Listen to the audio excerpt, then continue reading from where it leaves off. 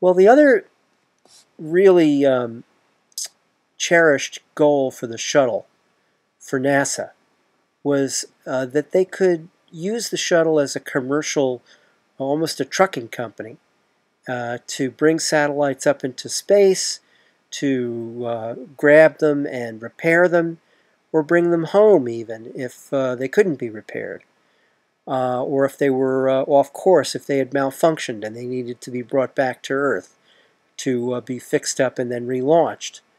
So some of these early shuttle missions really worked on demonstrating those capabilities. On the left you see from a mission in April 1984, an astronaut named Pinky Nelson flying the MMU.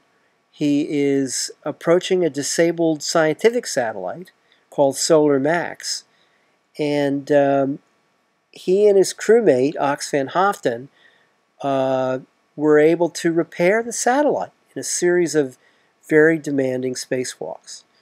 On the right, you see two astronauts from a flight in November of 1984, Joe Allen and Dale Gardner. And they used the MMU and the robotic arm to capture not one, but two errant communication satellites, which they were able to anchor down in the cargo bay for return to Earth. So as the shuttle flights ticked off one after the other, and throughout the early 1980s, NASA really seemed to be racking up a whole string of successes that were demonstrating the shuttle's capabilities to do all these different satellite repair and retrieval and deploy tasks. They also, by the way, launched satellites from the shuttle quite often. But then the good feeling crashed to Earth, literally, when the Shuttle Challenger exploded 73 seconds after liftoff on January 28, 1986. And you know, that mission was a tremendous shock, that accident. And it was even more of a shock for the country because of the fact that we had come to feel that the shuttle was making spaceflight routine. That, of course, was NASA's goal for the shuttle. But it really did seem that they were achieving that goal.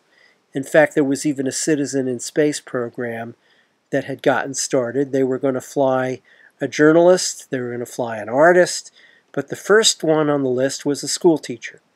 And that flight, Challenger, the flight in 1986, was called STS-51L, included among its 7-person crew a school teacher from New Hampshire named Krista McAuliffe.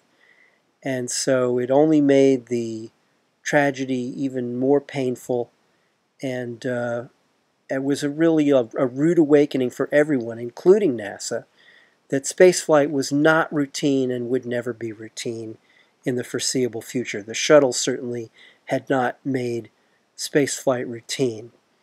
Now, as they studied the film of the accident, they were able to recover quite a bit of the wreckage of the spacecraft, and they were able to determine that the accident was caused by the failure of an insulating rubber ring inside one of the solid rocket boosters. It was actually an O-ring that's meant to seal one piece of the solid rocket booster where it has a kind of a joint, one piece meeting another, and make sure that that is sealed up and doesn't allow any of the flame that's going on inside the booster to escape. Well, it was very cold the morning they launched Challenger, and that O-ring got brittle, and during the first few seconds of the flight, it developed a leak, and the flames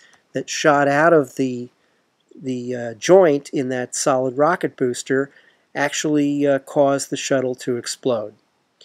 And so that was a painstaking process, but NASA was able to recover from that terrible accident And the shuttle started flying again in 1988.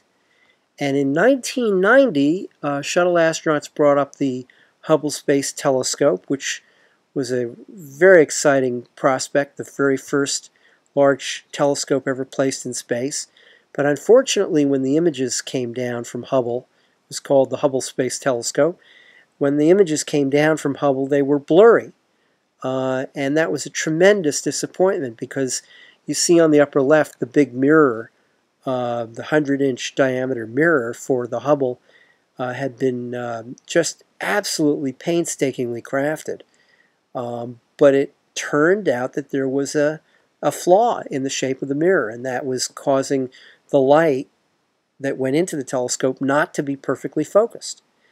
Well, a brilliant engineer at the Goddard Spaceflight Center in Maryland came up with an idea for a module that could be fitted into the telescope and then would deploy a set of corrective lenses, much like a set of eyeglasses.